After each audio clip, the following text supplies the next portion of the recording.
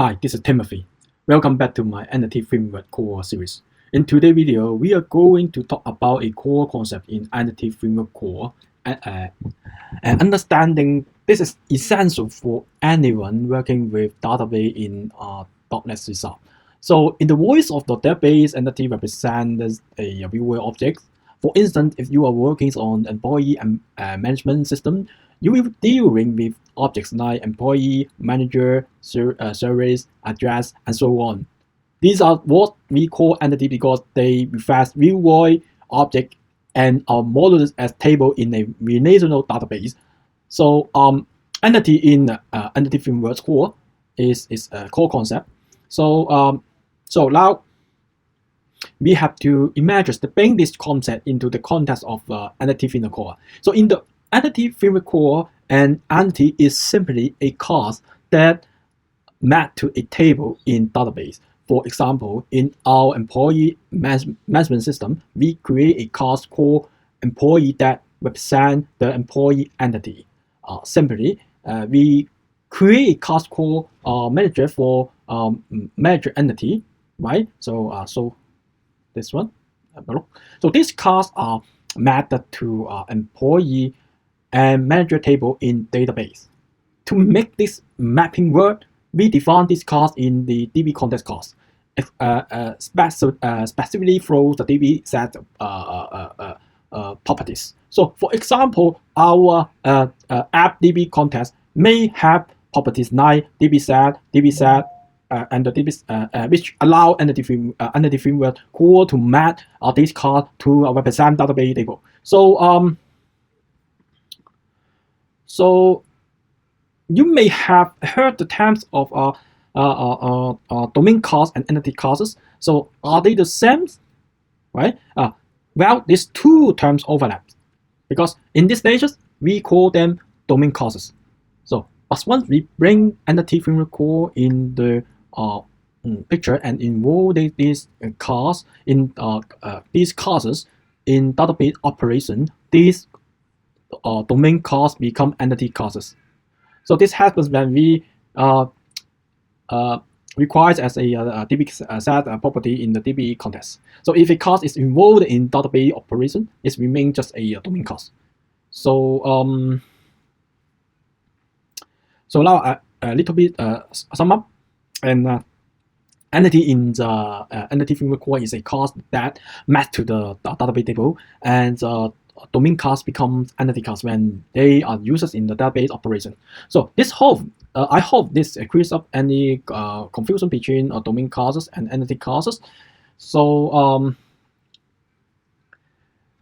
now we drill down to have a look at the code first. Yeah. So if you look at this application, we have created the class for employee, right? Employee, and the manager. If you remember in the last session, we have created a class by a name appdb. Appdb is here called appdb context, which is inside the data folder, and you all know that this is a must-have class to work with database, right? So this class has property by name employee. So let me see here, right? And employees and managers and of the DB set. So this DB set is take entity type. So we have specific employee and managers as entity type entity framework core. So go to map these classes to database table in this example employee class will be created as an employee table, and the manager class will be represented as the manager table to the context of entity framework core of this employee. So right, so it's here. You see, my table is connected, should be connected. Okay, so it's not this one.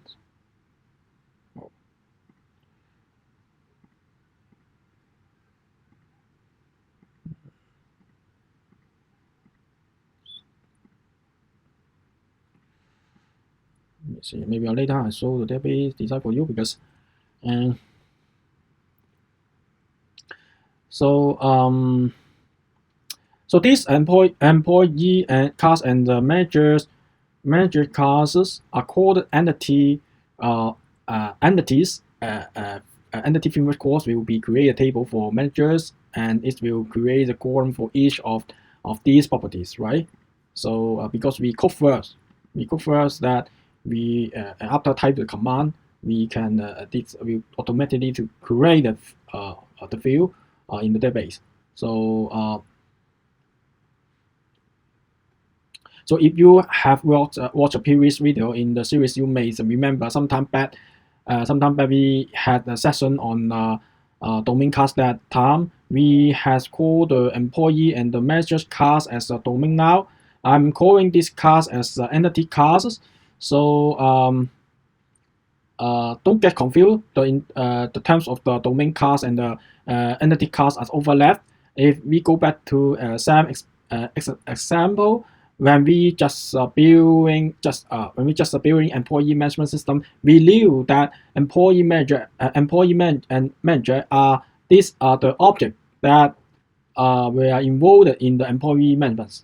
So involved in the employee management system. We just want to represent these objects in our object-oriented system.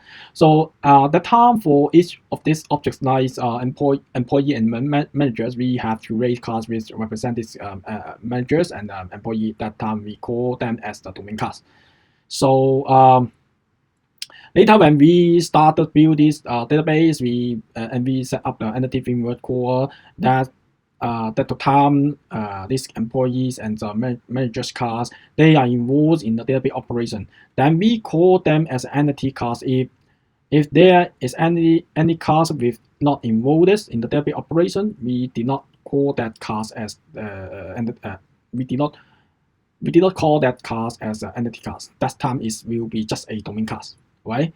So I hope you understand that. Don't overlap both concepts. So I just make things to clear the domain class concept become entity. We include the DB set operation. I hope you clear with the entity. But remember that these employee and the manager class are not available in the database because they are following code first approaches. So before you create the title command, so because now I haven't teach you how to create a command.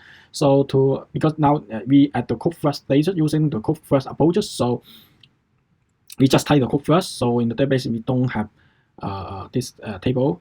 We don't have these property columns now. So yes, after we execute the update db command, that we will create a database table. So stay tuned. We are going to learn in upcoming series. Okay. So